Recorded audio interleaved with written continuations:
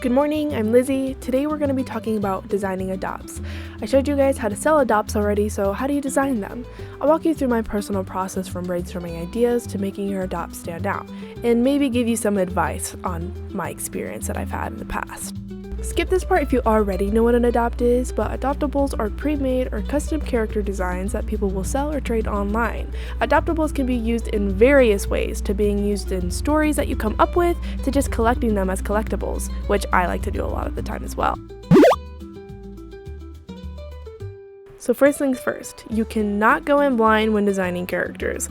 Having something to go off of from the start will take you way further than just staring at your canvas, praying to Odin himself that he'll give you a design idea. That just won't work. So you're gonna need to brainstorm some concepts and ideas first. You'll also need to know what kind of adopts you're looking to make. Do you want to make furry designs, humanoid designs, whatever this is, etc. Knowing what you want to make will help you find the audience for those designs and help you sell them as well. There's a lot of different ways to go about coming up with a character concept. You could write down a list of character traits. What the freak are character traits? You could write down a list of character traits that you would like to see in a design, make a mood board of an idea, or just find one on Pinterest really. Or you can find one of those like mix match videos on like Instagram Reels or something. That's where I see them the most. And then you could just like pause the screen and like make a design based off those. Or just like one of those challenges where it's like the Spotify challenge, like make a design based on an album cover. Just there's a ton of different ideas that you could do. There's probably over 1,000 different ways you could think up a concept with these ideas, or just different ideas. You could even mix and match these ideas to make your process a little bit more efficient. Now I'm saying ideas a lot, but I'll have some like a list of ideas posted in the description, as well as links to other sources that might help you come up with some ideas. Next is sketching up a concept design. Make sure to make a few variations of your idea. You might be happy with your first sketch, but most of the time that's kind of just like a warm-up. That's just getting your sketch out into the world so you don't have to like visualize it. Now that it's on paper, it's just like way easier to mess around with the design and maybe add new ideas, erase original ones because they looked better in your head and now it just looks ass on paper. But that's why you want to make like multiple ideas or multiple sketches, because then you can like really narrow down what you are trying to visualize in your head. So don't skip that part. I will find you and eat your toes. I think we've gone through this. Okay, so you finished your sketch. Now don't go skipping to the line art just yet. All right, don't do it. I see you making a new layer and turning down that opacity. Don't do it. No. Before cleaning up the design, what you gotta do now, you gotta think about the colors in advance. All right? And wait. I don't have to teach these berry boots how to color, right? I don't have to teach them color theory now, do I? I do? Fine. I gotta do everything for you guys, don't I? All right, fine. All right. Okay, color theory. 1, 2, 3, go! The main things you gotta know are color wheels, color schemes, and color psychology. Color wheel, those are the primary colors, secondary colors that we all know. If you don't know those, you need to go back to the 2nd grade where you clearly got kicked out from. Got them. We fucking got them. Then there's the tertiary. How do you say that? Tertiary. I 100% got that on the first try. Anyways, primary colors and secondary colors mixed together makes a tertiary color, which is like blue and green makes teal, etc. Color schemes. Some color schemes probably everybody knows is monochromatic and complementary, but guess what? There's more. Okay, so there's analogous, which uses colors all right next to each other on the color wheel. There's triadic, which uses 3 colors equally spaced from each other on the color wheel. Then there's split complementary, which is just like complementary, but it has one main one, and then the second one is split into 2. And last but 100% least, because how the f do you pronounce that, is tertiary. You know what? Let's have Google pronounce it for us. Tetradic.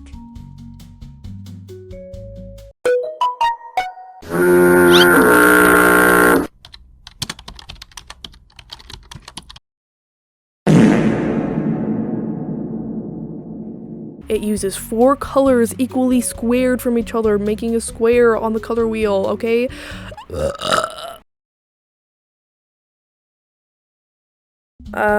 Anyway, color psychology.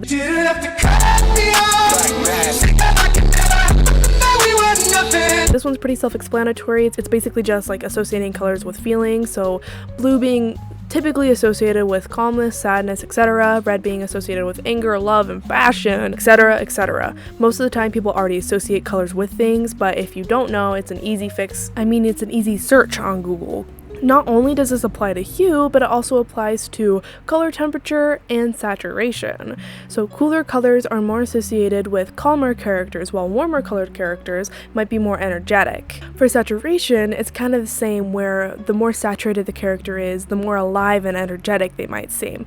But it can also give a sense of childlike wonder, since everyone kind of remembers everything being more vibrant when they were kids. While less saturated characters might seem more like adulthood and darker, and for calmer characters, or even more lifeless characters. So that's like basic color theory. There's definitely way more depth to it and probably way more meaning. If I like say all that, it's gonna make this video like 9 hours long. And so how do you actually apply this to your design? So you're gonna want to keep in mind like all of the like color theories things that I'm saying. Like for example, if you're designing a Valentine's themed adopt, you're gonna want to probably make the character more pink, red, or white, since those are the colors that we associate during Valentine's, because those are the colors that we associate with love and just like romance and stuff like that. And so you're gonna want to do those, and then once you have those colors chosen, you're probably gonna want to use the different kinds of color schemes to choose different types of color palettes. So maybe you want to use analogous and just have all colors like right next to each other, so probably just like red and peaches and like colors like that. And so that's kind of how you're going to want to use color theory to choose your colors. So another really important thing you're going to want to keep in mind when choosing colors is the contrast versus those colors. For an example, versus good contrast and bad contrast, the bad contrasting one is hard to read and hard to like kind of know what's going on, because these two colors are completely different colors on the opposite side, but they're the same shade. So if you turn down the color and it's just white and black, grayscale, whatever, you can tell that they're the same shade of gray. And so that's how you can understand what the difference is between contrasting colors. And then good contrasting colors, if you turn the color down and it's just the shades, the background is way lighter than the words, giving it way more readability. You can understand it way more. What?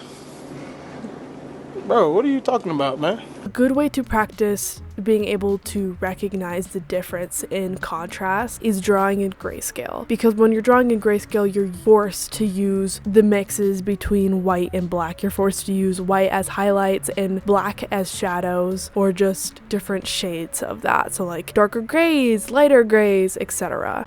If you want to learn more about turning grayscale to color, I'd recommend watching videos by David Greco and Mark Brunette. They have a lot of not just tutorials on turning grayscale to color, but just like a lot of other tutorials on coloring and whatnot, so I'd recommend watching them. But I digress. I'm talking way more about color than I intended to talk about. After picking your color palette, try experimenting with which colors will be your primary ones and how to balance those throughout your design. And just like the sketch phase, you can just make a few different variations with the different colors and whatever, and just see which one you like the most. Once that's all drawn and chosen, it's time for the fun part, cleaning up and adding details.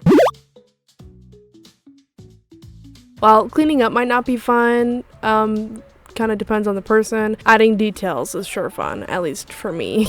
Now's also the time to make your character have lots of personality so they stand out amongst the crowd. Adding items can help tell the character's story. It might be small, but it can add a lot to the design. Giving a character a story or things that maybe imply a story kind of just make the characters more interesting, and it makes people want to like know more and gets them more intrigued. Now, you don't have to, but sometimes I'll add like secondary outfits or color variants, or even just like a little chibi version or extra drawings to the adopt to add more value or interest. And this is really nice too if you're doing higher tier sales like auctions. Once the design is done, it's time to make your presentation look all nice.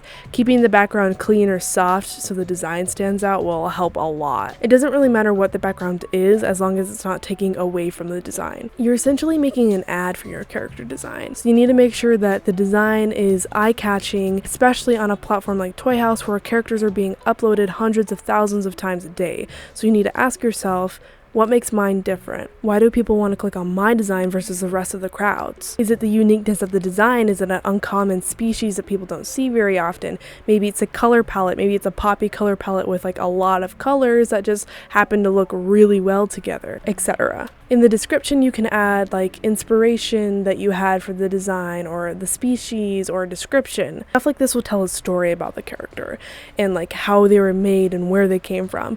It'll make people more intrigued by it and be like, oh, that's so cool. What the heck? Now I kind of want it. Give it to me, please. You're also going to want to include a clear terms for the buyer and what they can do after buying the design. So basically just like a TOS, which stands for terms of service. Stuff like, can they edit the design? Can they resell it? Or do they have to credit you? And just like a short, simple rules list will just really help avoid confusion later. It'll also just help it from people constantly asking you questions, like constantly reaching out, being like, hey, can I do this with the design? Hey, can I do that with the design? It'll just give the people something to look at so they don't have to come to you if they have a question. Adding a good silhouette to your design will not only make the readability better, but the design more recognizable, especially if there's one key aspect of the design, like my strawberry monsters on top of my head. Keep it sketchy and loose. While you can make a clean design, adding loose and dramatic lines can help the character look more fluid and less stiff. Keep details meaningful and don't just add things just because they look cool or because why not. Give your design, who's a humanoid plant design, big yellow gardening gloves since maybe they enjoy planting as a plant. Because if they're a humanoid plant, is it like murder? No, they would be, if they're planting, then they would be growing.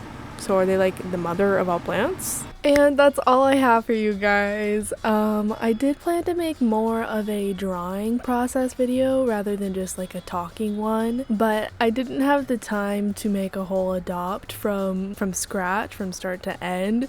So I'm gonna have to do that next video, hopefully, while I'll actually like guide you guys through my whole entire process. So it will be a longer video, but it'll probably be a little easier to understand. It's probably gonna come out after July since art fight is happening currently, which, speaking of, if you want to attack me or be attacked by me, my art fight is Strozzy, so it'll be linked in the description. I'm very excited about it. This is why I've been so busy on top of commissions. But that's all. I swear I won't yap your ear off for the rest of the video. If you guys have any questions, be sure to comment them down below so I can answer them, or if you have any nice tips and tricks that you can comment down below to help others, definitely do that. But in case I don't see you, good afternoon, good evening, and good night.